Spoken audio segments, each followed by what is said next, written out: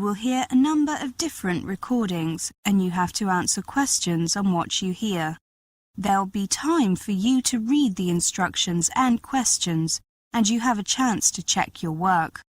All the recordings will be played only once. The test is in 4 sections. At the end of the test, you will be given 10 minutes to transfer your answers into your answer sheet. Now turn to Section 1. Section 1. You will hear a conversation between a saleswoman and a customer. First, you have some time to look at questions 1 to 10.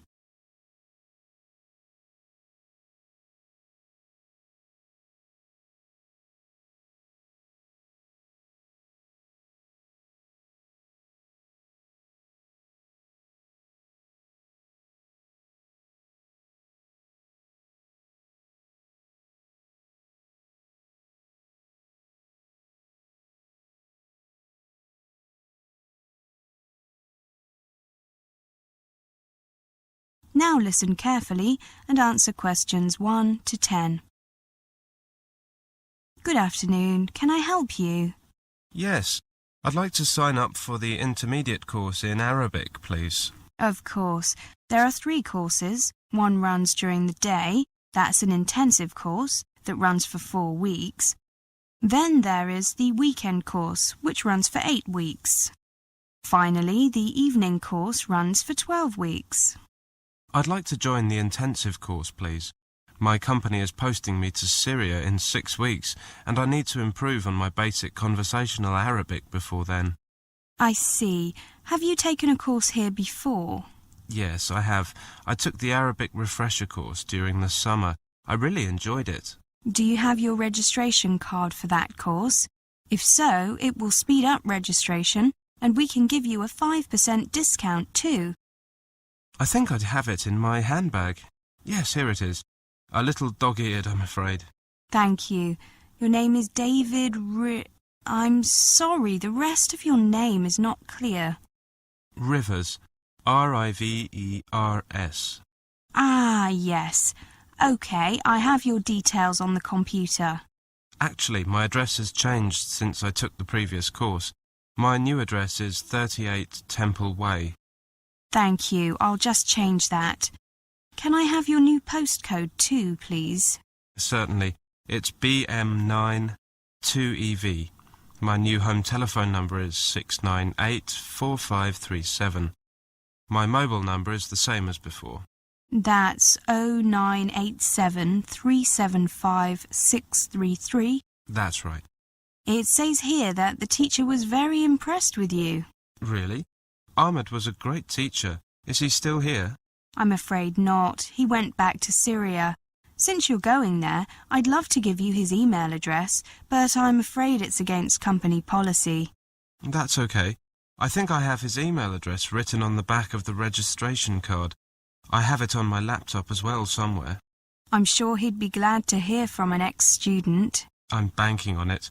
I wouldn't mind having a friend in Syria when I go there. I'm sure he'll be glad to show you around. The course runs Monday to Friday from 10 to 12 and 1 to 3. 9 students have signed up so far. Is that okay? No problem. And the cost? £380 after your discount. Thank you. Here's my credit card. Will the course be held in this building like last time? Yes, it will, in classroom 4. The teacher this time is Mrs. Aziz. Oh, I've met her. She seems well-spoken and friendly. I'm looking forward to her class already. Oh, we've had very positive feedback from students about her classes. May I ask if you have a few minutes to answer a few questions? We're conducting a survey of our clients. It won't take long, I promise. Oh, I'm not in a hurry. Go ahead. The first question is about why you chose to study Arabic. I've got your answer to that one. How did you first hear about our school? Well, I saw a newspaper advertisement. I think it was in the Standard, and then I mentioned it in conversation with a friend who had studied French here, and she said she was very happy with the course. Oh, I see. What was your friend's name? Mary Wright with a W. Wright. Thank you. Do you think you would be interested in taking courses other than in Arabic? I doubt it. I need to speak a little French and German in my line of work, but I speak those languages to an acceptable level. So further improvement is unnecessary. I've always been interested in learning an Oriental language like Chinese, but I don't really need either, so... What is important to you when selecting a school? Could you put these 5 items in order, please? 1 indicates the most important. Teachers is top of my list for sure. Recommendations from others. Yes, that's next. Teaching materials. No. Location. Then admin staff. I think a good teacher can make use of even quite poor materials, so that would be the least important to me. Any other important points that are not on the list? A welcoming reception area. Group size, perhaps up to 12 students. That's a big attraction for me. It creates a better atmosphere, friendlier, more personal. You know what I mean? Absolutely. Thank you very much for that. Here's a complimentary English-Arabic pocket dictionary with our thanks. That is the end of section 1. You now have half a minute to check your answers.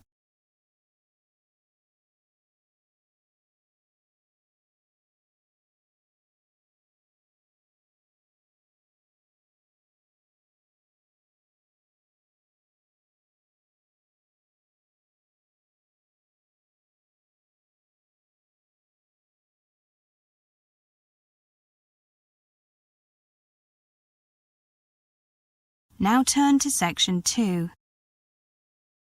Section 2. You'll hear a presentation on the conference and meeting facilities. First, you have some time to look at questions 11 to 20.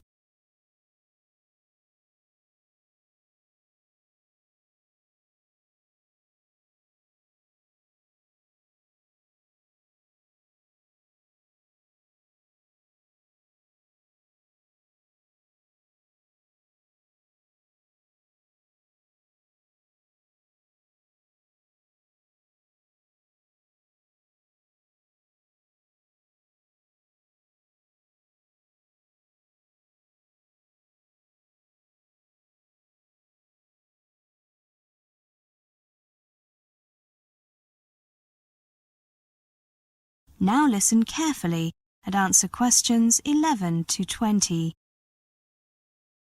Welcome to this short, and you have my word, it will be short, presentation on the conference and meeting facilities available at the Construction Education Centre. The Construction Education Centre is the established focal point for many major activities connected with building materials, construction, architecture and design, and even some activities outside those areas. For almost 70 years, it has remained at the heart of the industry, and today plays host to many important events, receiving over 100,000 visitors, trainees and delegates throughout the year.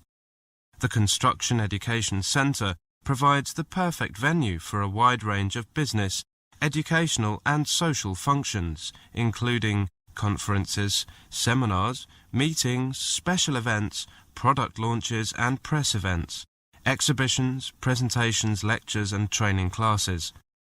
Our team of experienced personnel is on hand to ensure your event runs smoothly, and our aim is to remove the normal worries and concerns from function organisers so that events are both cost-effective and anxiety-free. Some of our recent clients include Design for Homes, the Association of Building Engineers, Learn Direct, the London Housing Federation, and even the College of Law. A full range of equipment is available for use, including a slide projector, which is available for half or whole days, video and monitor, 35mm carousel slide projector with infrared remote control and screen, flip charts and accessories, laser pointers and lecterns. Other audiovisual equipment can be provided, as well as access to broadband internet services. Details are provided on request. My business card is attached to the brochures you've been given. Allow me to provide you with a brief introduction to our range of rooms. On this slide, you can see the main conference room. We call it the London Room. Spacious, isn't it? This room has the advantage of central movable panels, making it an ideal venue for seminars of up to 140 people or receptions for up to 200. The suite may also be used for presentations. The room may be divided into 3 separate rooms if required. This slide shows you the Bloomsbury Room. It is also ideally suited for seminars and lectures. There is seating for 72 people, or it can be used as a reception area for up to 100. Next, we have 2 rooms that are very similar. Indeed, we have given them virtually identical names. We call them Holborn 1 and Holborn 2. They are both suitable for small meetings, training classes and presentations. Holborn 1 is slightly larger, capable of hosting 20 to 22 people, whilst Holborn 2 holds a maximum of 18 people. The Oxford Suite measures 12 by 6 metres and provides a more spacious and luxurious environment for executive meetings and presentations. As you can see, it is particularly elegant and well furnished. The Construction Education Centre also has an exhibition area, which is used by many clients when they hold a conference or meeting. This can be used as a way of informing delegates of your company, or as a visual launch pad for your company or its products and services. Recently, we held an exhibition entitled Sustainable London from Friday 9th of March until Saturday the 28th of April. Here are a few slides showing that exhibition. The Sustainable London exhibition presented the challenge, the response and progress towards a sustainable 21st century city. The exhibition featured over 60 different schemes, from private houses to master plans, and showed how local government, architects and engineers are employing technology to reduce environmental impact and address climate change. Here we can see an example of a display of environmentally friendly technology by some of the leading brands in the field. I would also like to show you a few slides showing our educational activities. Here you can see our vocational students assessing construction plans. We currently have about 120 students here at the CEC, and we hope to increase that number to 150 over the next 2 years. We provide a wide range of essential training for the people who will hold key positions in the construction industry of tomorrow. In this slide, you can see students at work on designing an environmentally friendly home. Their designs are later reviewed by experienced professionals and have led to changes in the way that such homes are designed. Finally, I'd like you to draw your attention to this slide showing the location of the Construction Education Centre. As you can see, it is located in the heart of London's East End in Story Lane, off Court Street. Limited metered parking is available outside the CEC, but there is a car park nearby in Russell Street. The nearest underground stations are Court Road and Russell Square. The centre is also within walking distance from Queen's Cross train station. That is the end of section 2. You now have half a minute to check your answers.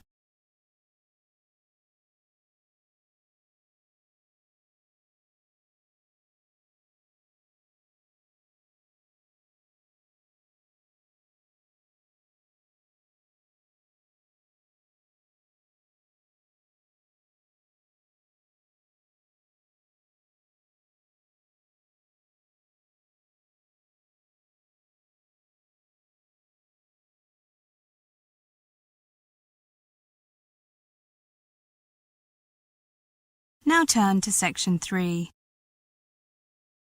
Section 3. You will hear a conversation. First, you have some time to look at questions 21 to 30.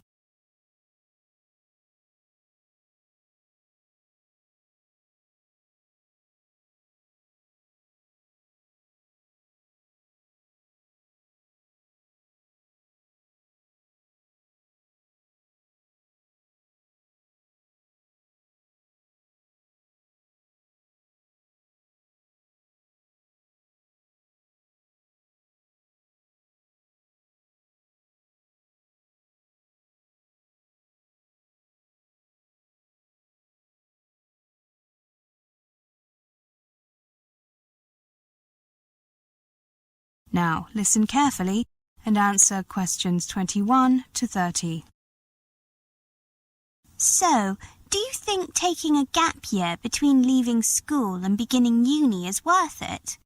I was just reading that it is estimated that at least 50,000 young people here in Britain take one each year. I think it's a good idea for some, but not for most. Oh, David, I disagree. Well, Kelly, in the clamour to arrange a volunteer scheme placement or to book round-the-world plane tickets, how many school leavers, or their parents for that matter, stop to think about the true worth of taking a year out? Are gap years the life-changing, character-forming experience their prominents claim them to be, or are they merely an excuse to waste time, burn money and delay the inevitable? How did the idea ever start anyway? It says here that originally they were common mainly among Oxford and Cambridge applicants who were required to apply for a university place after already taking their A-levels. Once accepted, this gave them a further 9 months to travel or to do as they wished. They're mostly a UK and Australian phenomenon. In the US, the tendency is still to go to college straight after leaving school. In most other European countries, gap years are rare, partly because students will often take longer to complete their university courses and have more time during the academic year to take time off. Well, David says they might not be worth it. So, is there any way we can measure the cost? Well, the first thing to do is to assume that you will use the time available to travel abroad for a length of time, working for a period beforehand to save up the money necessary. Let's see. Roughly speaking, you will probably need about £500 for the plane ticket, depending on where you go. Then you'll need up to £200 for the specialist travel insurance, and anything up to £5,000 to pay for the cost of internal travel in the countries you visit, plus food, accommodation and other sundries. Many gap year travellers can make do with about £3,000 in total, although this means living on a fairly tight budget. But then you need to add the above cost for the foregone benefit of 1 year's salary after graduation. For example, say your first job after leaving university were to pay £15,000 to £20,000 a year. That's what you lose by taking a gap year. Well, that's not entirely fair. You can measure value through personal development as well as financially.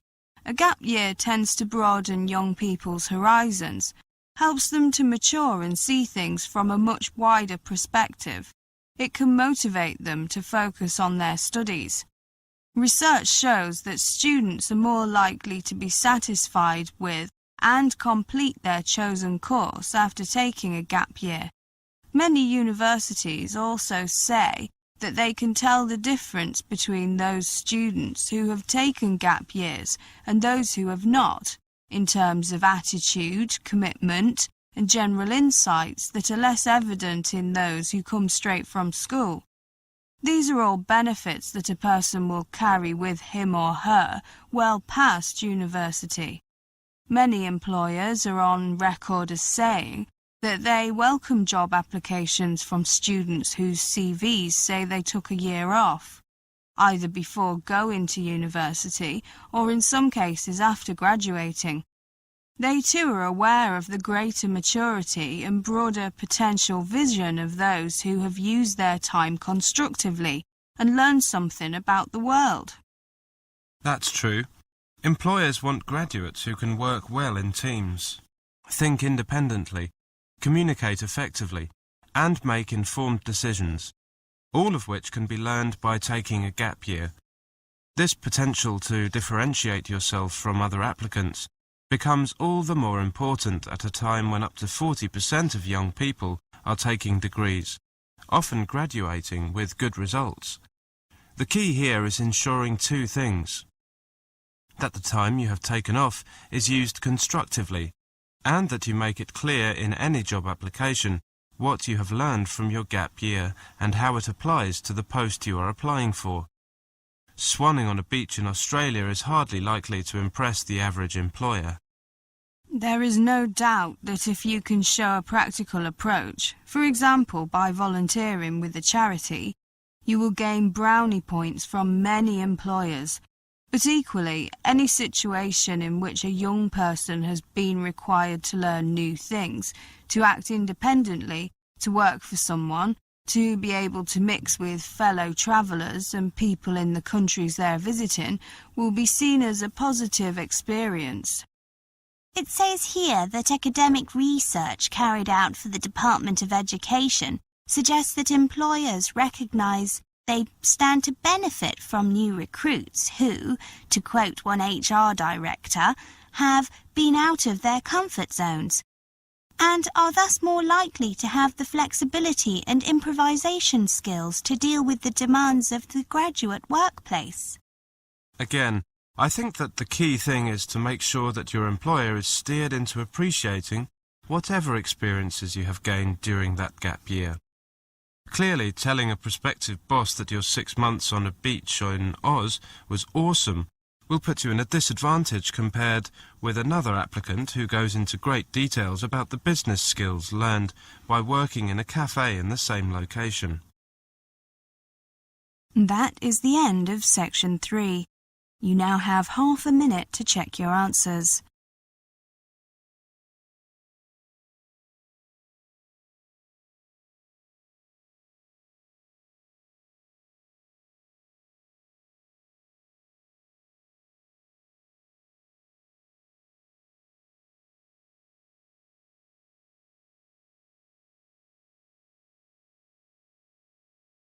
Now turn to section 4. Section 4. You will hear a lecture on prairie dogs. First, you have some time to look at questions 31 to 40.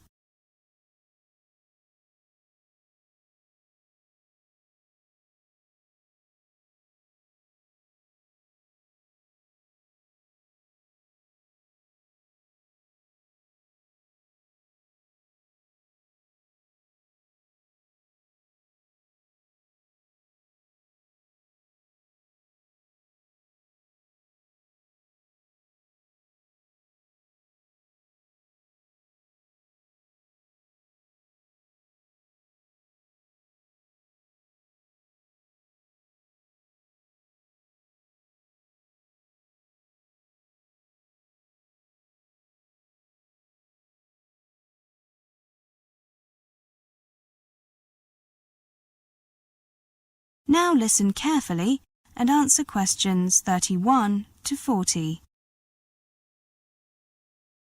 Welcome to this presentation on prairie dogs. You can see a picture of these rather cute animals on this slide. As you can see, they are about the size of a rabbit, and they have a brown or clay-coloured coat with black-tipped hairs and a black-tipped tail. The underside of the prairie dog is a light tan colour. They have short legs and sharp claws to help them dig their homes. Their bodies are 12 to 15 inches long, with a 3 to 4 inch tail, and they weigh 2 to 4 pounds. I've been interested in these animals for a long time and would like to talk about a remarkable discovery. The barks of prairie dogs have distinct individual meanings. Prairie dogs have different words for tall human in yellow shirt, short human in green shirt, coyote, deer, red-tailed hawk, and many other creatures.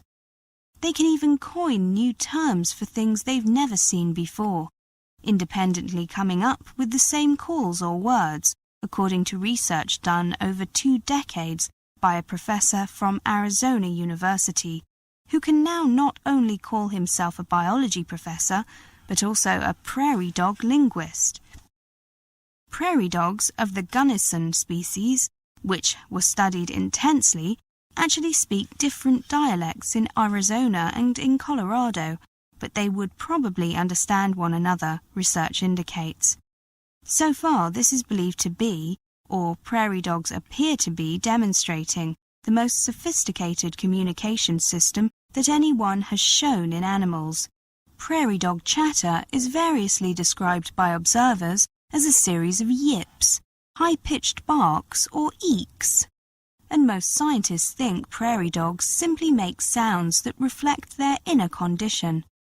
That means all they're saying are things like ouch, or hungry, or eek. But we now know that prairie dogs are communicating detailed information to one another about what animals are showing up in their colonies, and maybe even gossiping. Linguists have set 5 criteria that must be met for something to qualify as a language. It must contain words with abstract meanings, possess syntax in which the order of words is part of their meaning, have the ability to coin new words, be composed of smaller elements, and use words separated in space and time from what they represent. The American researchers focused their efforts on these 5 criteria to see if prairie dogs use a language as defined by human linguists or not. Work was done in the field and in laboratory. With digital recorders, they recorded the calls prairie dogs make as they see different people, dogs, and other animals of different sizes and with different coat colors, such as hawks and elk. They then analyzed the sounds using a computer that dissects the underlying structure and creates a sonogram or visual representation of the sound. Computer analysis later identifies the similarities and differences. The prairie dogs have calls for various predators, but also for elk, deer, antelope, and cows. It's as if they're trying to inform one another what's out there.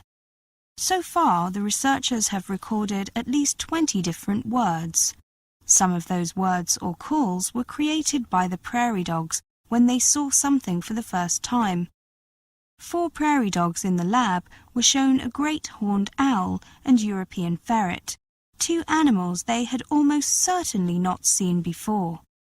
If only because the owls are mostly nocturnal and this kind of ferret is foreign. The prairie dogs independently came up with the same new calls.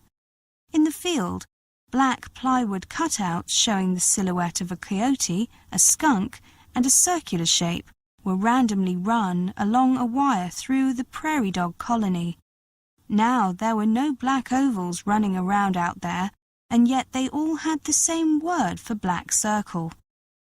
The researchers believe that prairie dogs are genetically programmed with some vocabulary and the ability to describe things. The researchers then played back a recorded prairie dog alarm call for coyote in a prairie dog colony when no coyote was around. The prairie dogs had the same escape response as they did when the predator was really there. In other words, there's no coyote present, but the prairie dogs hear this recording of prairie dogs barking, "Hey, there's a coyote," and they say, "Oh, coyote, better hide." Computer analysis has been able to break down some prairie dog calls into different components, suggesting the creatures have yet another element of real language.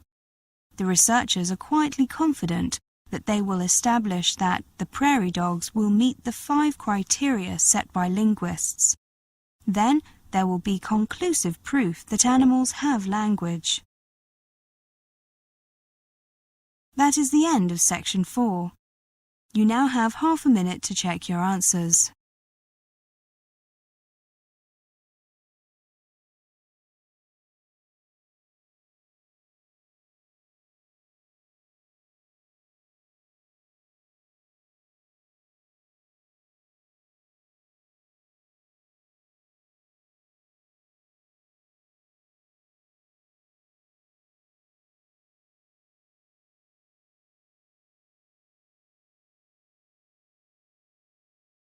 That is the end of the listening test.